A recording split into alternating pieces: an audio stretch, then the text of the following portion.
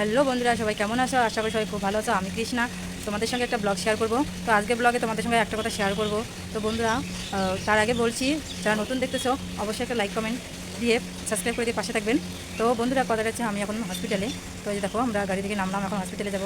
তো আমার একটু অসুবিধা, শরীর কয়েকদিন থেকে খারাপ, তার সঙ্গে সঙ্গে আমার মেয়েরও খারাপ। তো যেহেতু আমাদের তো অডেল টাকা নেই, তো যে আমি প্রাইভেটে ডাক্তার দেখাবো টাকা দিয়ে, তো সেই ক্ষেত্রে আমরা সরকারি হসপিটালে ডাক্তার দেখাতে এসেছি, আমি আর আমার এই যে মেয়ে। তো আমার বর আসেনি, কারণ সবাই যদি আমার বড় যদি আসে, কামাই কী করবে বলো? তো সেই ক্ষেত্রে তো সেই জন্য আমি আমার মেয়ে এসেছি। তো এখন আমরা হসপিটালে যাবো, চলো। তো আমার কি অসুবিধা, মানে সেটা আমি তোমাদের সঙ্গে শেয়ার করব, চলো। তো বন্ধুরা দেখো, হসপিটালে এসে হচ্ছি আমি, এখন যাচ্ছি আর কি হসপিটালের দিকে। তো আজকে যেহেতু সোমবার, দেখো আমাদের মানে টিকিট কাউন্টার কোথায়, এখন লাইন দাঁড়িয়েছি কোথায়, আমি একদম লাস্ট মাথায় মেয়েকে রেখে দিলাম। যেহেতু দেখাচ্ছি আর কি তোমাদের, আমাদের আলিপুরদুয়ার জেলা হসপিটালে।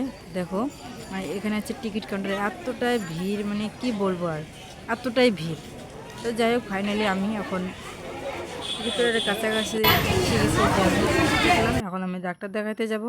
তো দেখি ডাক্তারের রিপোর্টে কি আসে। তো বন্ধুরা, তোমরা সবাই পাশে দেখো, ভিডিওটা ভালো লাগলে অবশ্যই একটা লাইক কমেন্ট করে দিবেন।